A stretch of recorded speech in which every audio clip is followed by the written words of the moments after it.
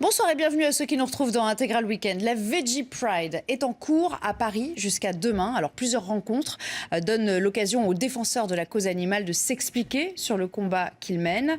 La Veggie Pride, comme son nom l'indique, c'est l'expression de la fierté de se refuser à manger des animaux et même au-delà de les faire souffrir. Bonsoir Jean-Luc Gagnebin. Bonsoir. Vous êtes justement le porte-parole de la Veggie Pride à Paris. Merci de nous rejoindre sur ce plateau. Face à vous, il y a Théo Ribeton. Vous êtes auteur de V comme vegan. On va peut-être voir votre livre apparaître à l'écran, voilà, avec cette très belle une.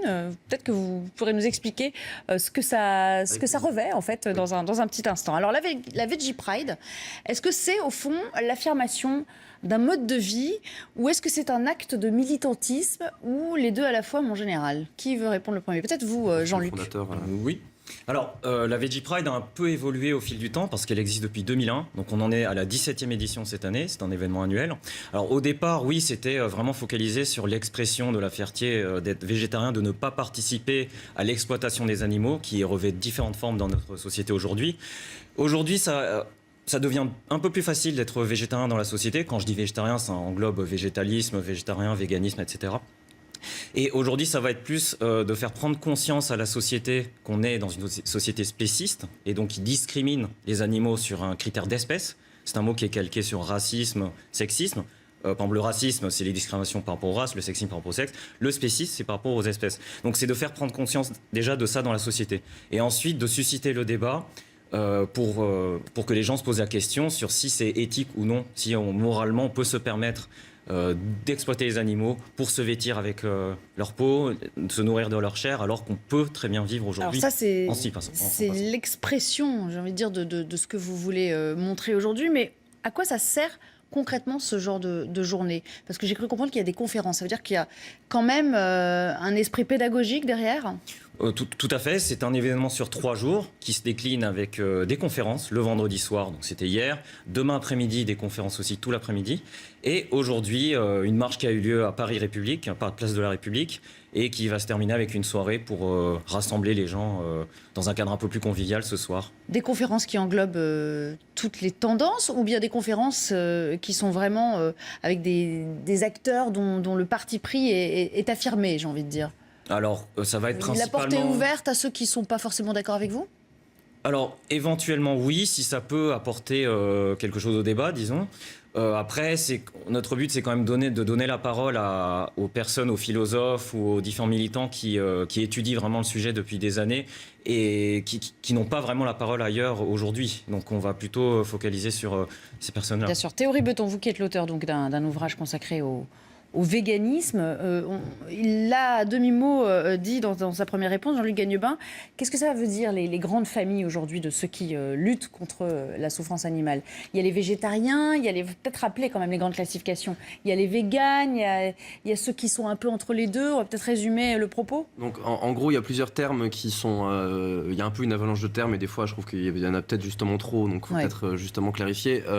Disons que le mot le plus important à retenir, c'est le terme de véganisme qui désigne un boycott absolu de toute forme d'exploitation animale. Donc ça va aller autant dans l'alimentaire et d'ailleurs jusqu'aux sous-produits alimentaires comme les œufs ou le lait, mais aussi aux vestimentaires, aux produits testés sur les animaux. Enfin, c'était amusant, il y a quelques minutes, on était en loge en train de se faire maquiller et on se demandait si les produits cosmétiques qu'on nous mettait sur la peau avaient été testés sur les animaux. Je poserai la question. Mais, et donc ça, disons que c'est le but, la finalité morale, dès lors qu'on considère qu'on n'a pas à exploiter les animaux. On n'est pas censé choisir quels produits on boycotterait et d'autres non.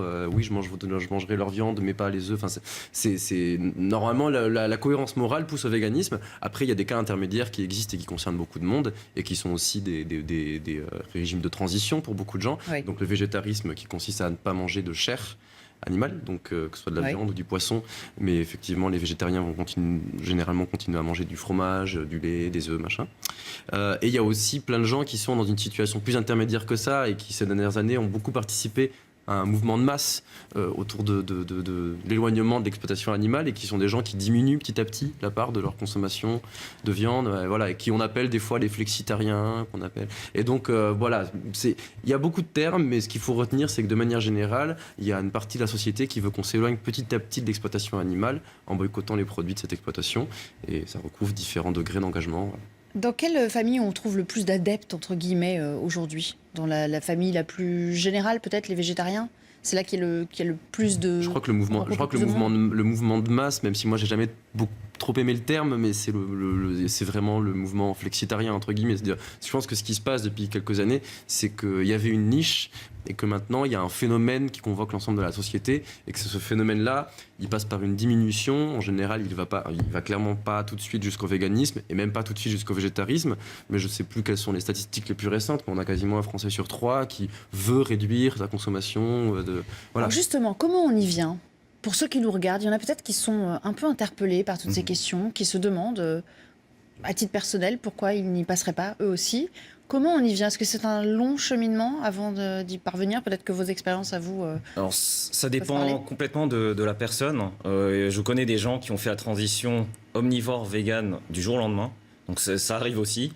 Mon expérience est tout à fait différente, où c'est en me documentant que j'ai vu que la viande n'était pas nécessaire pour mener une vie saine. Moi qui faisais attention déjà à ma nutrition, donc j'ai diminué la viande, je suis passé au bio au début, ce qui n'est pas vraiment une solution, puis j'ai fini par supprimer la viande et tous les 6 mois ensuite c'était le poisson, les produits laitiers, les œufs, etc. pour finir vegan alors que ce n'était pas un objectif à la base. Donc je pense que tous les cas existent. C'est le contexte, un déclic en général qui va encourager quelqu'un à se renseigner plus et à approfondir son... Et pourquoi on y vient? Aux États-Unis, on sait que c'est un concept, enfin c'est un mode de vie très en pointe. Est-ce que la presse a joué un rôle? Je pense notamment à la presse magazine qui a consacré de longs dossiers à ce thème, ou est-ce que c'est plus une lame de fond qui s'empare de la société aujourd'hui? Quelle est la part? Je pense que la presse est arrivée après la lame de fond, très immédiatement après. Mais il me semble qu'au tournant 2010, il y a eu vraiment... peut-être que tout simplement, c'est pas forcément corrélé à un événement, mais le fait que ça augmente petit à petit, à un moment, ça a atteint un effet de seuil où tout à coup, c'est devenu exponentiel et tout à coup, on en a beaucoup plus parlé. Je pense pas qu'on puisse totalement corréler ça à un événement, à part peut-être des changements dans le milieu militant et notamment les principales organisations qui faisaient vivre ça. Je pense que quand on est passé de la fondation Brigitte Bardot à L214, on a franchi un cap dans la façon dont a été perçu le militantisme en faveur des animaux. Et c'est aussi un mouvement qui est intimement lié à l'écologie, d'une certaine manière. Oui, non. Il y a des passerelles quand même assez proches entre les deux. Alors, vous évoquez les raisons. Alors effectivement, les raisons sont très diverses. Des gens arrivent par sensibilité écologique. D'autres, comme nous, ça va être pour les animaux, ne pas tuer sans la nécessité.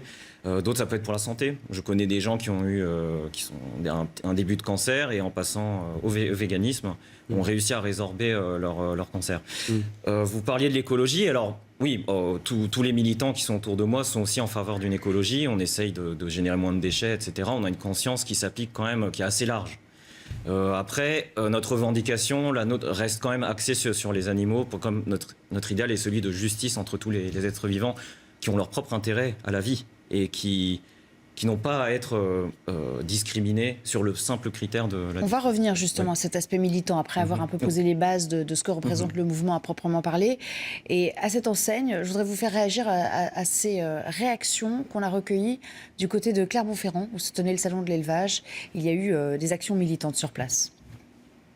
On voit, il y a les végétariens qui se mettent, les végans là, comme ils sont venus nous fermer l'accès à Cournon, donc on n'arrive pas à comprendre. Pourtant, on élève de la viande, on essaie de le faire dans des bonnes conditions, dans le bien-être et tout ça. On est vraiment froissés, notamment par les véganes, parce que nous, on fait tout pour que les animaux soient vraiment heureux. Vous voyez, là, c'est des animaux, ils sont dressés comme des chiens, et ils veulent essayer de faire croire que les animaux sont maltraités, alors que nos animaux, faut qu'ils produisent. Pour qu'ils produisent, il faut qu'ils soient bien.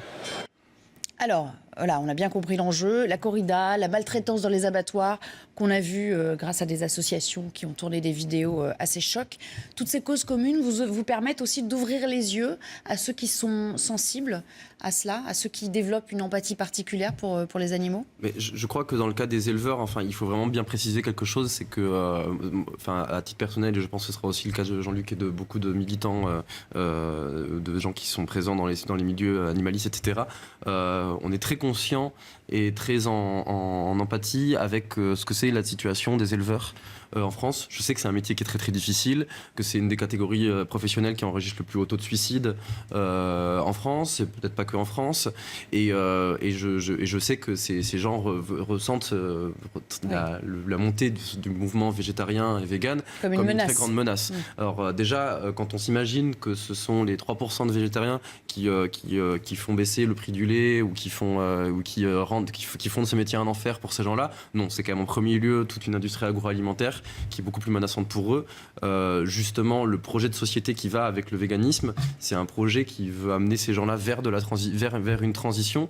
C'est pas des adversaires, c'est pas des gens qu'on a envie de mettre en prison, on estime juste qu'il faut changer de mode de société, de mode de consommation, de mode de production. Et ces gens-là, on a envie d'être solidaires d'eux. Après, je sais que culturellement, pour eux, le gap, il est beaucoup plus difficile à franchir. Parce que moi, au moment où j'ai décidé que j'allais arrêter de manger des animaux, ça ne remettait pas en question tout ce sur quoi reposait ma vie, professionnellement, culturellement, Oui. le métier de ma famille, parce que c'est souvent quand même des métiers de famille. Donc, Oui, là, que c'est quand une on a grandi dans reconversion l'élevage, qui c'est quelque chose de beaucoup plus qui n'est pas infranchissable. simple, c'est sûr. Et je sais qu'effectivement, ils sont sûrement très prévenants envers leurs animaux, et c'est souvent le cas des gens qu'on interviewe, enfin, quand des gens qui sont dans des salons et tout ça, ce qui n'est pas forcément la réalité de la majeure partie de l'élevage. Hein. L'élevage industriel, c'est quand même la majeure partie. Mais souvent, quand on pousse la conversation avec les éleveurs, il y a aussi vraiment un déni assez violent sur le fait de les lâcher à l'abattoir à la fin. Ils n'aiment pas savoir ce qui s'y passe. Enfin, c'est quand même, il y a un vrai, déni. il y a un vrai, oui, enfin, il y a une tension morale en eux. Hein. C'est pas, voilà. Vous organisez, dans le cadre d'ailleurs de la Veggie Pride, des happenings. Expliquez-nous en quoi ça consiste. Est-ce que ce sont des moments censés être émotionnellement forts, chargés, pour justement tenter d'ouvrir les yeux au plus grand nombre? Comment Alors ça se les passe? happenings consistent en des performances artistiques qui vont être faites soit sur le village d'association ou pendant la marche lors de petits arrêts, et dont le but est de marquer les esprits. Alors qu'est-ce que vous faites concrètement? Alors par exemple, ça peut être un arrêt avec toutes les paires participantes qui s'allongent sur Un le flash mob, bitume, quoi, ouais. et c'est le silence pour symboliser toutes ces victimes de l'exploitation animale. Le but étant de marquer les esprits, celles des passants, et les faire ressentir un peu qu'est-ce qui se passe derrière ces murs qui sont opaques aujourd'hui, et puis qu'on cherche à tout prix à nous cacher. Et que certaines associations, comme l'association L214, qui est la plus grande Oui. concernant l'animalisme en France, révèlent à travers des vidéos prises dans les abattoirs, et jusque dans les petits abattoirs qui sont censés être de bons abattoirs, selon les dires des éleveurs justement en question, que je n'incrimine pas personnellement. J'insiste là-dessus, c'est contre un système qu'on se bat, et non contre les personnes qui travaillent dedans.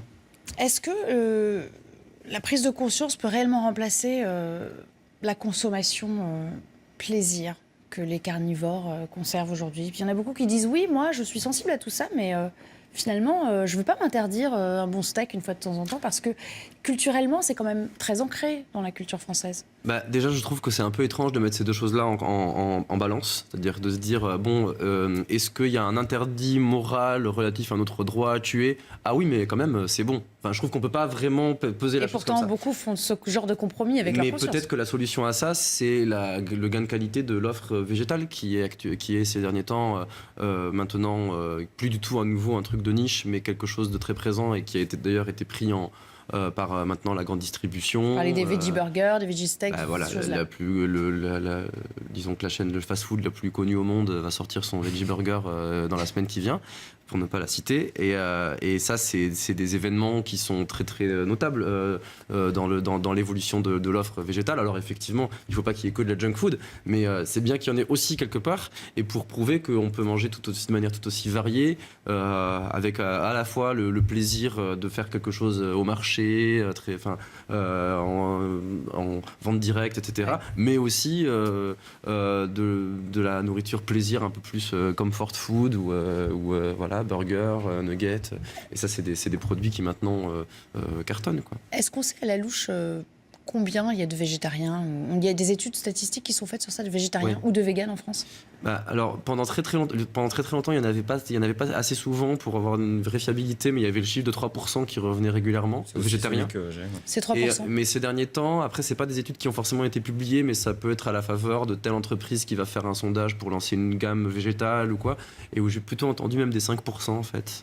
Est-ce qu'il y a un profil sociologique type?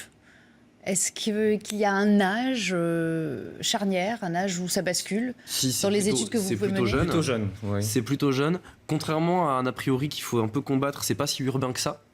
C'est amusant que vous nous ayez montré une vidéo d'un salon d'éleveurs qui se passait à Clermont-Ferrand, parce que c'est la région d'origine des fondateurs de L214 aussi. Parce qu'on dit toujours, mais oui, mais les véganes, c'est des citadins qui n'ont jamais vu un élevage de leur vie. Non, il y a vraiment une origine rurale dans une grosse partie du mouvement. Et c'est pas forcément des riches non plus. C'est-à-dire on s'imagine toujours que c'est, disons que dans la partie la plus cossue de la société, on va avoir une diminution sur le total de la viande qui est consommée. C'est-à-dire qu'il va y avoir en fait beaucoup de flexitariens, etc. Mais finalement, les gens qui vont aller jusqu'au bout sont pas forcément dans les classes les plus élevées de la société non plus. Mais quand même, Jean-Luc Gagnebin, on a l'impression que ça touche de plus en plus les ados même. Moi, j'entends des enfants de même 10, 12 ans, des pré-ados, qui disent « Ah non, moi, je refuse de manger de la viande à table. » Est-ce que c'est parce qu'à cet âge-là, on développe une affection particulière pour les animaux, ou est-ce qu'au fond, ça n'a rien à voir et on est plus sensible à ces problématiques de société parce que c'est générationnel? En fait, j'ai le profond sentiment on est tous avec énormément d'empathie, et qu'on apprend via l'éducation à contenir une partie de cette empathie, notamment en apprenant à consommer de la viande, des produits de l'exploitation animale, et en l'intégrant comme étant une pratique normale, naturelle et nécessaire. Et ça a été moi-même mon cas, qui avait de la sensibilité dès mon plus jeune âge. J'ai appris à apprécier ça, et puis j'étais même presque un ayatollah de la viande, il y a à peine 6 ans. Et je pense qu'aujourd'hui, on a un contexte qui est peut-être, à travers, grâce à vous aussi, votre travail de diffusion de cette information, peut-être qu'un contexte est né où l'émergence de ce genre d'idées au sein des cellules familiales est devenue plus simple, plus facile qu'avant. Donc je ne pense pas que cette prise de conscience soit plus massive aujourd'hui auprès des jeunes, mais je pense elle aboutit plus souvent et qu'elle arrive à sortir de la cellule familiale et toucher l'entourage proche de ces jeunes personnes qui ont plus de paroles aujourd'hui et qui peuvent aller traduire leurs convictions en pratique, c'est-à-dire en véganisme, etc. C'est un peu le constat que vous faites dans le livre que vous avez écrit?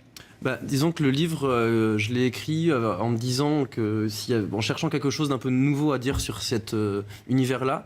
Et ce qu'il y avait comme phénomène vraiment récent, c'était la démocratisation.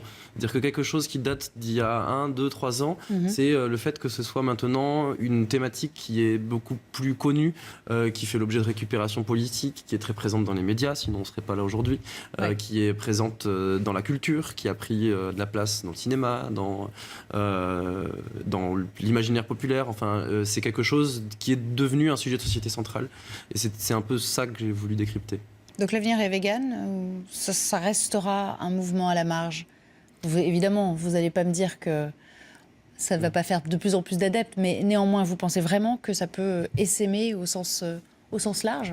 Je pense que même à un horizon pas si éloigné que ça, on sera sur une proportion de la population qui sera telle que le fait de manger de la viande sera plus du tout connoté de la même manière. C'est-à-dire que si on essaye d'imaginer ce que c'est une société dans laquelle on aurait, ne serait-ce pas forcément une majorité, mais ne serait-ce qu'un tiers des gens qui s'abstiennent de consommer des produits de l'exploitation animale, je pense que pour les 2 autres tiers, le fait de le consommer devient tout à coup quelque chose de beaucoup plus coupable, mais même peut-être que justement ça va devenir un petit peu corrosif, un petit peu provocateur. Je pense que l'idée, en tout cas, que la consommation de viande et de produits animaux de manière générale soit quelque chose de normal, ça c'est quelque chose dont on est en train de connaître les dernières heures. Le mot de la fin pour vous?